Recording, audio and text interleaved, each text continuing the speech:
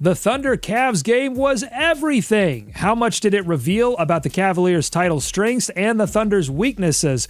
Plus, Giannis truck sticks Wemby, and does a Zion trade make any sense for Golden State? A surprise team is working the phones as we approach February's trade deadline. We'll tell you who it is. That's all ahead today on Locked On NBA.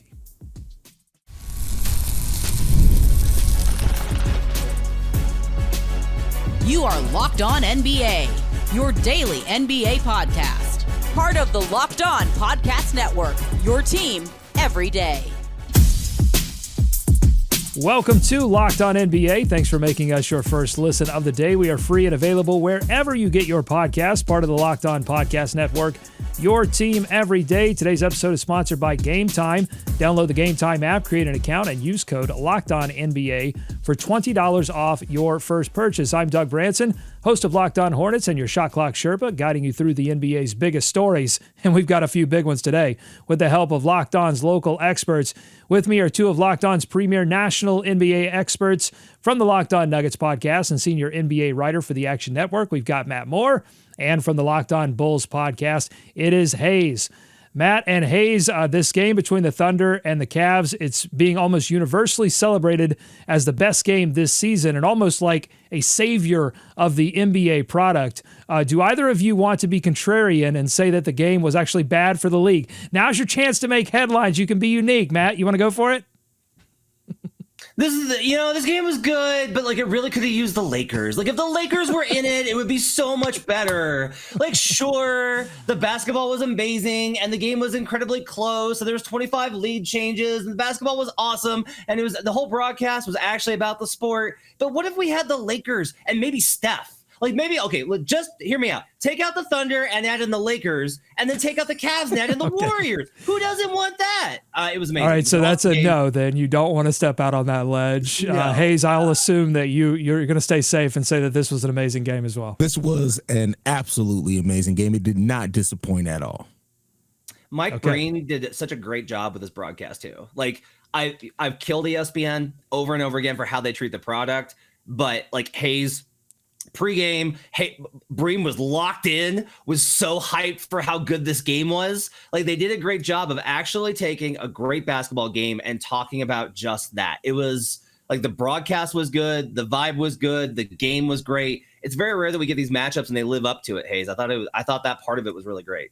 Yeah, I think that, the excitement was definitely palpable in regards to this game. And it seems like everybody understood, especially for a season where the ratings are down, how important that this broadcast meant to not only the teams and ESPN, but the league as a whole. And everybody that I've talked to coming out from this game, everybody completely loved this game for what it was. It was a close game throughout. Cleveland wins 129-122. What was the big story of the game? Let's go to both sides in the matchup. Locked On Cavaliers and Locked On Thunder. We'll start with Rylan Stiles of Locked On Thunder. Not having Chet Holmgren in this specific matchup is brutal. You look at how many times that Cleveland was able to pick apart the Thunder's stellar defense, which has spent the entire year in first place of the league and is top to bottom the best defense in this league, but also one of the most historic defenses of all time. And they picked it apart in the pick and roll because, number one, you only had one legitimate center. The way that the Cavs were able to, I don't necessarily even want to say out physical, because I do think that the Thunder were physical, but they were able to outsize the Thunder. That's what I thought made the difference on Wednesday night. Jarrett Allen, Evan Mobley combined for 46 points. Allen had 25, Mobley had 21. So much of the conversation, I think, about whether or not the Cavs could survive with two bigs on the floor late in close games against good teams. I don't know that conversation died, because that's still going to be a talking point until this team does prove it in the playoffs. But that conversation took a huge hit on Wednesday night because of how good those guys were.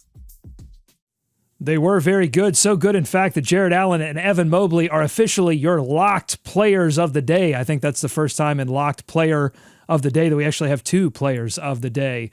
Matt, how good were they? And are we not talking enough about Darius Garland and what he was able to do late in the game for the Cavaliers? There's not enough room for all the guys that played well for both of these teams, honestly. I thought Garland Garland, honestly, to me, was a bigger piece of it. Mobley had really good finishes off of cuts and things like that. That's one of the areas that the OKC doesn't struggle with because they usually defend it really well, but they give up a lot of cuts. And you saw that, right? With like Mobley duck-ins and Jared Allen's small plays at the rim, like those kind of things.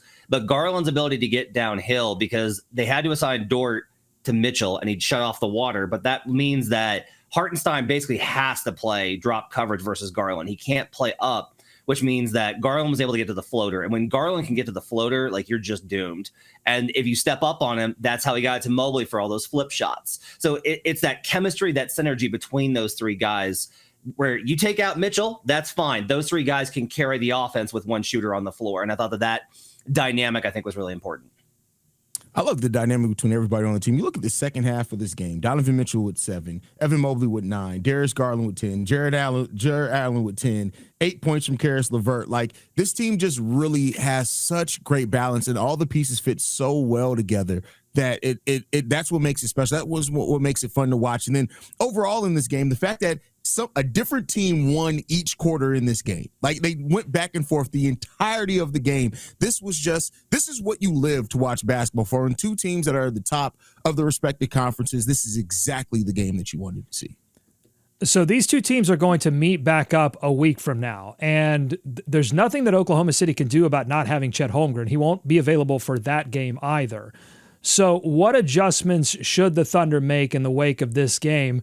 Should they focus on how to neutralize that weakness, or should they be focusing more about how to get SGA going a little bit more, or finding someone else to pair alongside him? Because late in that game, it seemed like they were able to lock up SGA. Hayes, we'll start with you. Yeah, I mean, I think you definitely need Jalen Williams and Isaiah Hartenstein to step up if they're going to be able to lock up Shea as it goes. But I don't know if that's necessarily something that the Cavs can plan on doing every single game. I think if you can play this exact same game out 4 times with the same people, and I think a different team probably wins each of those 4 games. So I don't think that the OKC Thunder need to kind of overcompensate for this loss. I think that they do what they do well. They play solid defense. They balance things out. I think that they can win against the Cavs without major changes. But again, listen, and that's no knock on the Cavs. The Cavs have continually shown and proven that if you don't have the Cavs as a final contender in this one, people are at this point just sleep to the Cavs. And I've woken up because I used to not have them as a list of teams that I thought were going to make the finals. I mean, a lot of that, though, Hayes, to your credit, is like he thought, like, well, they're going to have to get it from Donovan, and I don't believe in Donovan. They're kind of proving, like, no, like, they can have the rest of the guys step up, and they're good enough as a team to kind of carry them. I talked yesterday about how I've got power rating between these two teams, and they're separated by 0.2 points, and that kind of played out in this game, right? Even though the Cavs won by more, that's at home. So I wouldn't be surprised at all if OKC won. One major adjustment I kind of think that you need to see is Shea's going to have to understand that he's got to get everybody involved. Right. He was able to reject the screen yesterday and really attack. He had 31 points. It just wasn't as efficient as it needed to be. And they weren't getting the kind of ball rotation because the Cavs kind of game planned him into that. I think defensively, what they're going to have to do is they're going to have to blitz Darius Garland. Right. Dort can handle Mitchell. You have to blitz Garland because he's smaller, and that allows you more opportunities to disrupt those passes. Don't let him have those opportunities where he's got a choice of a floater or a dish to Mobley. You got to put him into a situation where he's got to reset the offense. That pressure on Darius Garland is what I think will be different in the next matchup. For a full recap of this game, you can check out Locked On Cavaliers. You could check out Locked On Thunder or Locked On NBA Game Time. They did a recap as well. But I have one more question, and it's on the implications of this game for maybe how you build teams. A lot of people are talking about that, the future of team building, or maybe the present of team building, and I want to give that conversation some room to breathe. So that's coming up on Locked On NBA. Today's episode of Locked On NBA is brought to you by Game Time. Win or lose, rain or shine, there's nothing like being there in person for a live event. Whether it's a big game, a concert, or a comedy show, Game Time makes it easier than ever to find great tickets at amazing prices. And with their new feature, Game Time Picks, you can skip the endless scrolling and get right to the best deals on incredible seats. It's all about saving you time and money while finding the perfect tickets. Plus, you can use the super deal option to score top-notch seats at unbeatable prices. And with their panoramic seat view, you can know exactly what your view is going to look like before you buy. So take the guesswork out of buying tickets with Game Time. Download the Game Time app and create an account and use code LOCKEDONNBA, LOCKEDON for $20 off your first purchase. Terms apply. Again, that's code LOCKEDONNBA for $20 off. Download Game Time today. What time is it? Game time. Today's episode is also brought to you by Rocket RX. If you're ready to boost your confidence and take control in the bedroom, Rocket RX has your solution. Imagine feeling more prepared and performing at your best. Rocket RX makes it simple and stress-free. Rocket RX offers FDA-approved treatments for erectile dysfunction at a lower cost than branded alternatives. No more uncomfortable doctor visits or pharmacy trips. Everything is delivered straight to your door in discreet, plain packaging. With Rocket RX, you'll get trusted care from a real U.S. clinical team, complete a quick 100% online consultation, and you could get your free prescription today. Visit rocketrx.com to get started now. It only takes 2 minutes. Right now, our listeners can get 40% off your first order when you use code LOCKEDONNBA. That's rocketrx.com, code LOCKEDONNBA for 40% off your first order. Terms and conditions apply. Rocket RX, better sex made simple. More Locked On NBA ahead. Thanks for making Locked On NBA your first listen. So still talking about this Cavs Thunder game because it was an amazing game. And I saw this write-up by Jason Lloyd of The Athletic, and he closed his analysis of this matchup with this. The super teams era is over, the old NBA is dead, and the Cavs already picked the flowers. Matt, is the super team era over in the NBA? Is that your sort of takeaway, larger takeaway from this, from how the Cavs and the Thunder have constructed their top teams? Yeah, I'm going to say so, and I think it's been over for a while, and teams just haven't figured it out. The new CBA fundamentally changes how these teams are able to be built. You can no longer build a team with 3 superstars and then a really good player on the MLE, the mid-level exception, and then a really good player on the veteran buyouts and all these types of, and fill it out with all these good veteran roster guys, and then maybe like one guard that's young, right? What you're facing more and more is teams that have a plethora, a diversity, a whole table of options. And the Cavs are kind of built that way. The Cavs will face the same problem when it's Donovan and Darius, and then they're going to have to choose between Evan Mobley and Jared Allen. That's one of the reasons, like, they've kicked the tires on Allen trades the last 2 years. But we are seeing that, like, the Suns, the KD's Nets, no chance. They don't have any sort of opportunity. You need to build chemistry. You need to build continuity. You need to build structural strength, and then you need to have diversity and optionality all the way through your roster. And if you do not have that, if you are too top heavy, you are not going to be able to survive because your supporting structures aren't good enough. I agree. The super era team is dead. You got to be a great team if you're going to win the NBA now. I think the super team era is dead as far as the artificially created super team. I do think that if a team drafts well enough over time that they can build a super, it's just going to look different, right? If they can draft and develop properly, then you could see a new version of a super team. And I think that could be what the OKC Thunder could turn into. That could be what the Houston Rockets eventually turn into. It's just not how we traditionally look at a super team. That's dead. That's gone. And hopefully teams understand now the importance of actually maintaining their draft picks. It's probably why we're going to see not as much movement at this trade deadline. The importance of developing the young players you have and actually investing in them rather than just drafting and hoping something sticks at the wall. You really are going to have to invest in those players and be protective of that. And if you can do that, I think we can see, like I said, a different version of the super team, but where we see like 3 stars congregate, 2 stars congregate on the team in their primes, that's going to be a lot more difficult with the new CBA to get to happen. All right, let us know what you think in the comments section on YouTube, youtube.com/@LockedOnNBA. Moving on to the back half of the doubleheader last night, because Thunder and Cavs, that was not the only juicy game that we had. The back half treated us to a matchup between two of the freakiest athletes the NBA can offer. Giannis outdueled Victor Wembanyama as the Bucks scored a big 121-105 victory over the Spurs. Here's a Locked On Bucks, Frank Madden, on the Giannis versus Wemby matchup.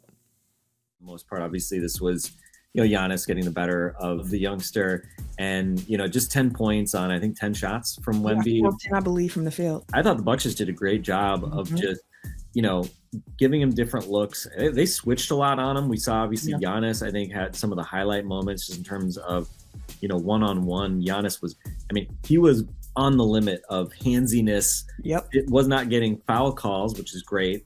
and really bothered him. But, you know, we saw the Bucks were not afraid to switch smaller guys onto him. Wemby can't overpower Giannis. Like, Right. Giannis is, you know, has a low center of gravity relative to Wemby, which is It's crazy to say that. the only guy that you could say Giannis has a low center of gravity against. On a night like this, you know, you kind of see like, hey, Still a young you guy. know, he's still a young guy. His decision making isn't always great. Tonight, Bucks just basically said, we're going to show enough bodies and help, and we've got, you know, a guy like Giannis who can prevent you from getting to your spot. Matt, is there a ceiling, however high that ceiling needs to be to fit Wemby, on where we're going to place him on MVP ladders and other things until he can win these types of matchups? Or do we need to adjust how we view his impact because of how unique of a player he is? That's a great question.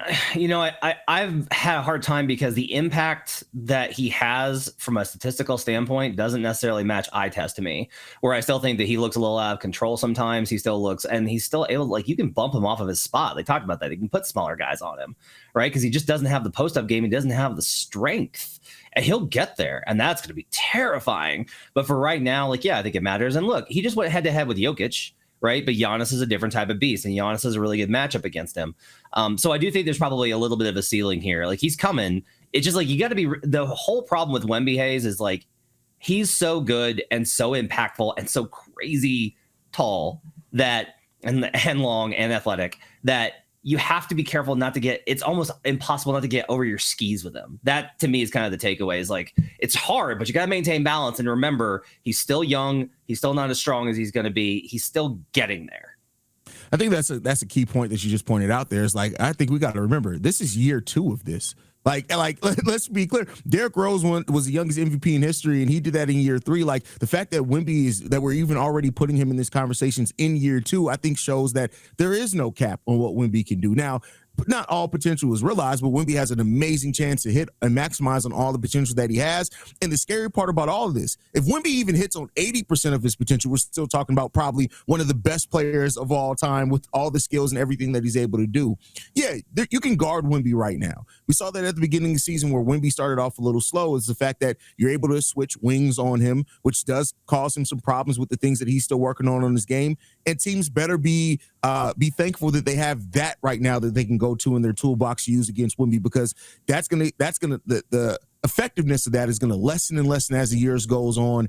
And once Wemby does put on that weight, once he does add a post game, once he does add a little bit more of the skill to that, Wemby is probably going to be an unguardable player.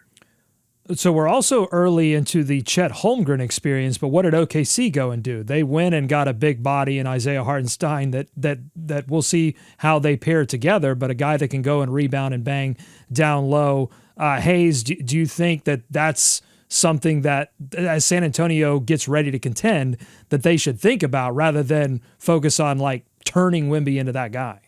Well, I think the Chet comparison is just a little different just because of the state that the OKC Thunder are in. They are ready to contend right now, so I think that they needed to go out and do that move. I think right now the bigger thing than to find somebody to kind of compensate for Wemby's losses is to find him a running mate. If you can find him that long-term running mate, whether it be a point guard or whatever else, that's the thing to focus on now. Once you get that, then yeah, you can go out and try to find their Isaiah Hartenstein. I mean, like we said, like, it's all optionality, right? Like, you got to have different lineups you can go to. You know, it'd be good to have a guy off the bench that you could play next to him. And I will say, like, people around the league have heard that the Spurs are actively shopping for another center, for a backup center option to replace Zach Collins. And if you can play them together, that kind of counteracts a little bit of this and puts you in a better situation. But remember, last year they started him at power forward and it was a disaster. It took them until January for them to play him at center, and that's when they took off. Some of this is just growing pains they're going to have to live with. All right, coming up on Locked On NBA, the Locked On Warriors podcast is not out on the Zion Williamson to Golden State rumors, even though Golden State has tried to tamp those down. Plus, there is a surprise team that's active on the trade market. That's all ahead on Locked On NBA. I want to take a moment to introduce you to a brand new mobile game that I'm really excited about. Ultimate College Basketball HC. If you've ever dreamed of being a college basketball head coach, this is your chance to step into those shoes. In Ultimate College Basketball HC, you control every detail of your program, from recruiting players and hiring coaching staff to overseeing the training camps, handling the NIL deals, and managing scholarships. It is all in your hands. And when it comes to game time, you get to draw up offensive plays and set your strategy. The way you play won't just affect the current season, it will shape the future of your school's basketball program. It's a game that lets you feel the full weight of what it means to be a head coach and lead your team to glory. Here's a special offer that's just for Locked On NBA listeners. Use promo code LOCKEDONCBB, all caps, LOCKEDONCBB, inside the game store to get a free boost for your program. It's the perfect way to kickstart your coaching career. To download Ultimate College Basketball HC, just visit ultimate-cbb.com. That's ultimate-cbb.com, or look it up on the App Store. Ultimate College Basketball HC, begin your coaching legacy today. More Locked On NBA ahead. Welcome back to Locked On NBA. Thanks so much for making us your first listen. Time to take a trip to the trade slop house, and we're going to Golden State. NBA fans don't tend to agree on a lot these days, but I think I can safely say that everyone thinks that Golden State needs to make some kind of move if there's any chance of Steph contending for another title. According to Anscape's Mark Spears, Zion Williamson is not a name on the Warriors' radar due to the risk factors involved with acquiring him, but the Locked On Warriors podcast thinks Golden State should reconsider that position. Think about what the Warriors need to do if they really want to make a big splash, if they want to do something big beyond something just around the edges that not only, keep Steph happy, but also just to really try and give him someone that can really be that true, reliable second scorer. I think the only realistic option on the market is going to be someone like Zion, right? Because Jimmy, you're going to have to give up too much. Zach LaVine, while he can score, his contract is just... You could have got him over the summer. That ship sailed, right? Yeah, it's gone. And so we're not going to trade away half the roster to get Zach LaVine, because then again, what are you left over with, right? And so it's a matter of, I think Zion really is that guy, because he also brings a different style of play. It's kind of that rock fight guy where you say, hey, Zion, go get to the hoop. Okay, what do you think, Matt? Should the Warriors reconsider a pursuit of Zion Williamson? You hate to see it when the team's fans are just desperately trying to crawl out of the toilet while it's flushing below them. Like, you just hate to see the desperation.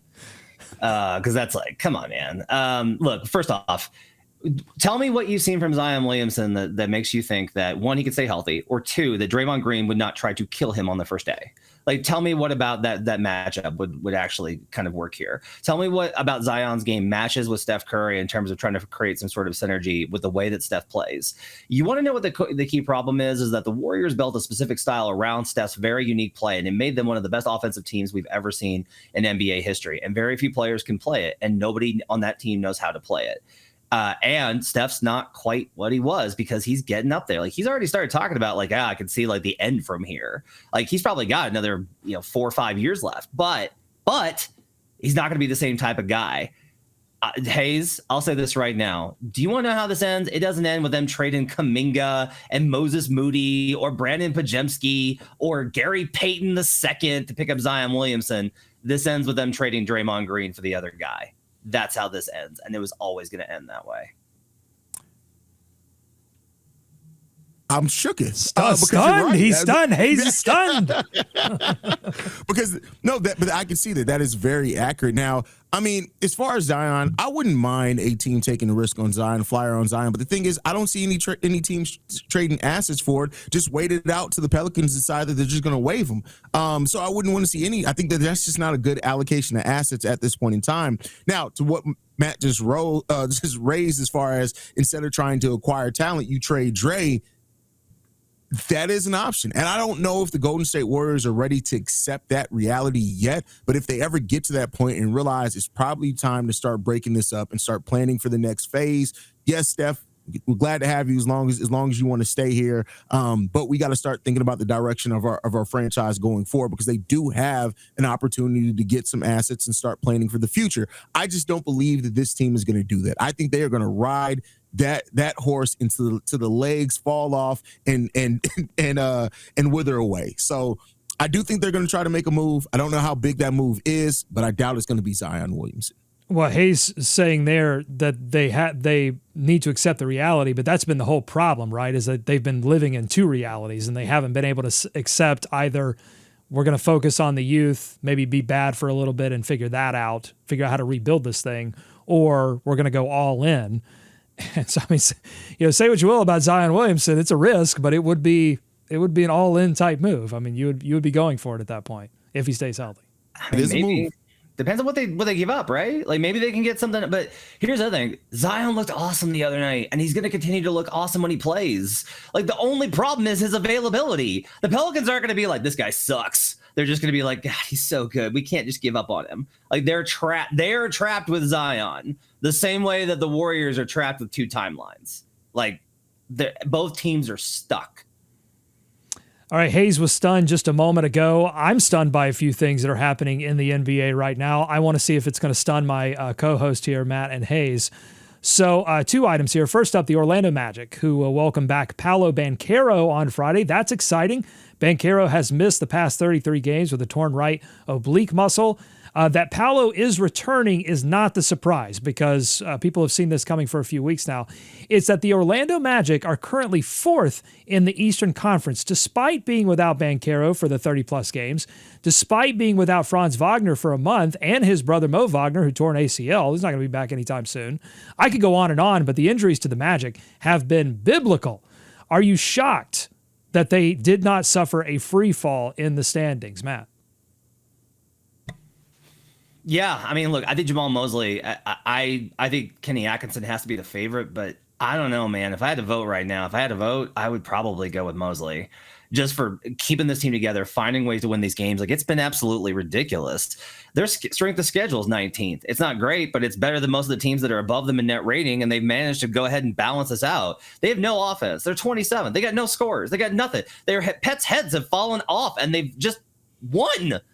It's incredibly impressive. It's a great job by Jamal Mosley. It's a great job by that team for buying in. And if they could just make it, I still think this team's going to be dangerous in the playoffs. So I'll shout out for the Orlando Magic. I'll shout out Goga Bitadze. He's played really well. And look, this if you want an argument that defense is less about talent and more about the just dedication, about effort, about finding a strategy that wins and implementing it, whether you have your stars or not, I think the Orlando Magic have to be the team that all the other teams in the NBA point to as their argument. All right, next up, the Dallas Mavericks are apparently hitting the phones before February's trade deadline. Here's Locked On Mavericks with the details.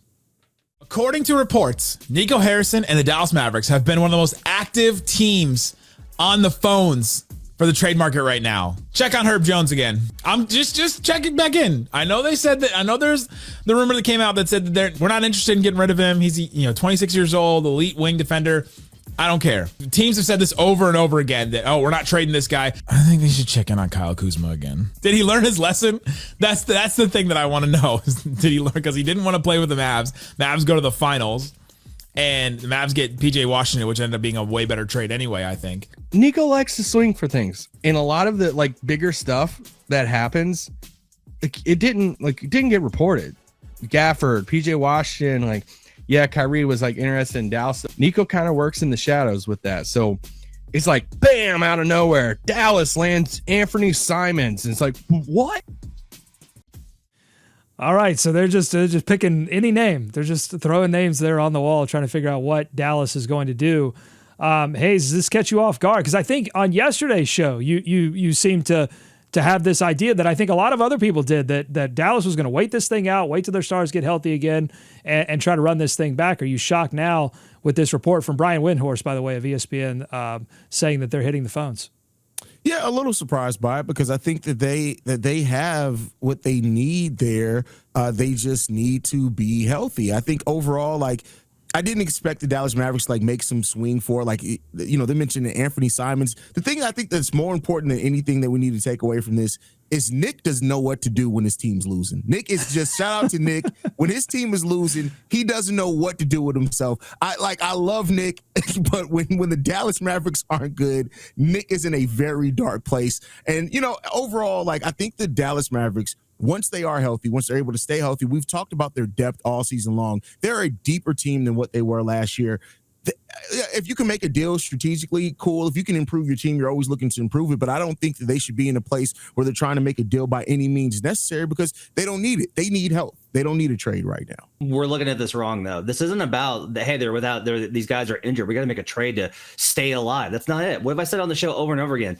Executives make trades from situations of opportunity, not desperation. That's what Dallas is doing, because they were honestly, league sources told me that they were looking for guys before these injuries hit. They are always looking to improve because they know they can win a championship this year. That's how good Dallas is when they've got Luka and Kyrie and Lively, and they're going to have those guys. They're going to have Gafford.